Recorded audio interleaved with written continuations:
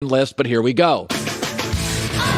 Herd hierarchy. Time is now. Let's go. The top 10 NFL teams according to Colin.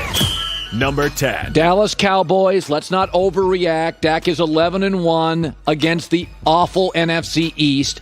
And by the way, the Cowboys are 26-0 when they have more rushing attempts than passing attempts. So I don't think he's Mahomes, and he keeps winning divisional games. But the key is you have to admit the defense is faster than last year. They have 8 takeaways. This Dallas defense is rangier and more athletic. So I don't think they're going to be in shootouts every week. I don't think it's an elite defense.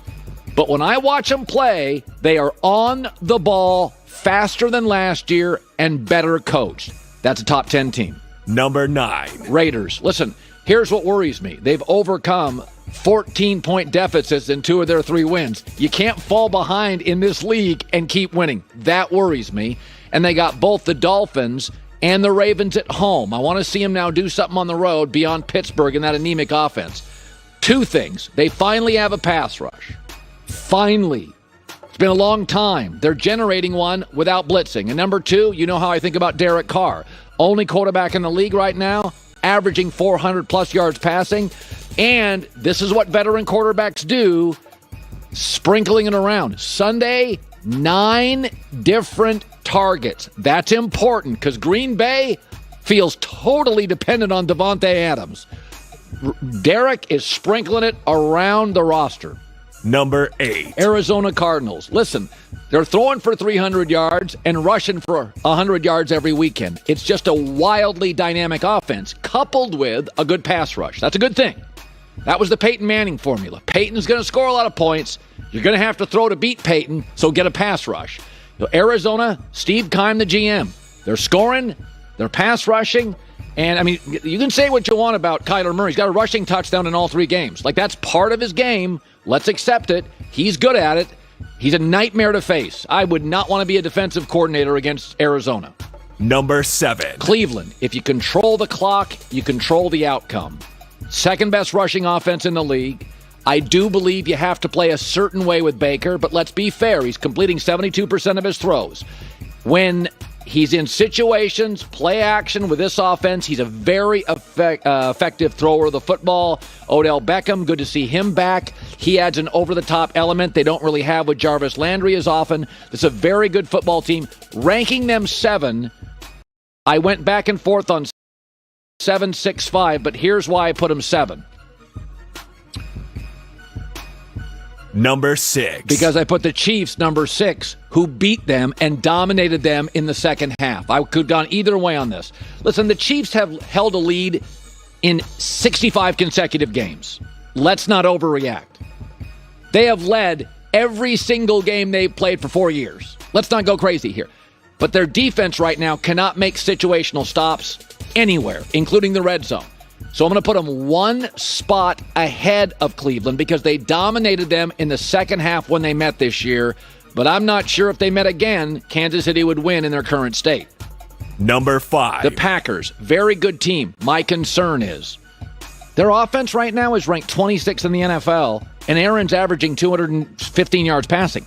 They are unbelievably reliant on one great wide receiver, Davante Adams. They have got to develop, like the Raiders and Derek Carr, more weapons. Now, I thought the Raiders were a little bit dependent on the tight end Waller for the first week. You got to give me other guys because the best coach teams will take a great tight end or a great wideout out of the game. But I really loved their win this Sunday, and I said, even if they lost, it was the first time in 2 or 3 years I saw Green Bay go up against a highly physical team, and they were the stronger, more physical team. I thought the win had value beyond just the final score. Number 4. I know I'm totally overrating the Broncos. I'm going to admit it. They've beaten garbage teams. The teams they've beaten are 0-9. I will admit it. But I have a soft spot for Teddy Bridgewater. I have a soft spot for quarterbacks that don't make a mistake and understand via self-awareness, I don't have to win the games. This defense is fantastic. They solved their corner issue, getting Kyle Fuller from the Bears and drafting Patrick Surtain. We knew they had a pass rush. They're also overcoming injuries at the wide receiver spot. But I have been saying this for a year. I love this roster. They just make too many mistakes with Drew Lock. So I know I'm overvaluing them, but I think in a one-game situational moment against the team, everybody in the league, if you had to go to Denver and play today, you would be in a game for the final 30 seconds. I think they've got a lot of things going for them. Number 3. Tampa Bay. Their pass rush now is increasingly hit and miss. Their pass defense, they've got some injuries in the back end, is not very good. But Brady leads the NFL in touchdown passes with 10.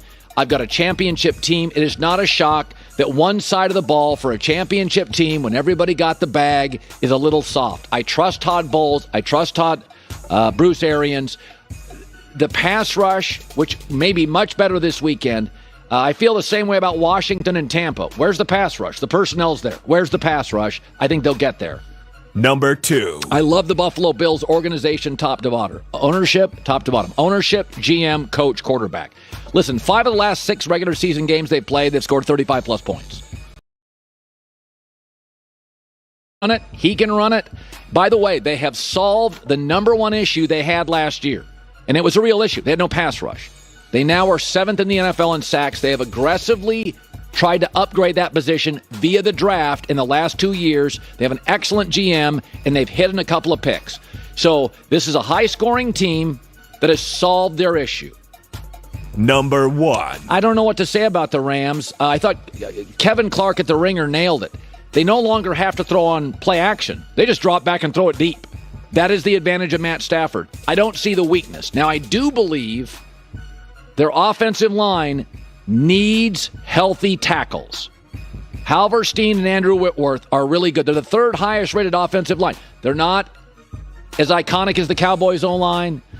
Maybe not as talented on the interior as that Eagles' great O-line several years ago, but this is a really good offensive line. They've got over-the-top receivers. Sony Michel has filled in nicely for the injured Cam Akers. I don't see a weakness right here. I don't. By the way, Sean McVay is one of the best scheming coaches in the league. Translation, they score early in games.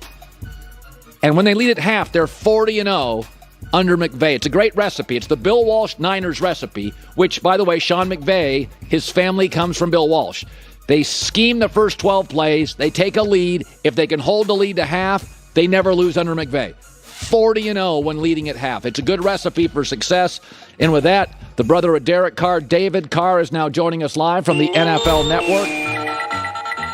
All right.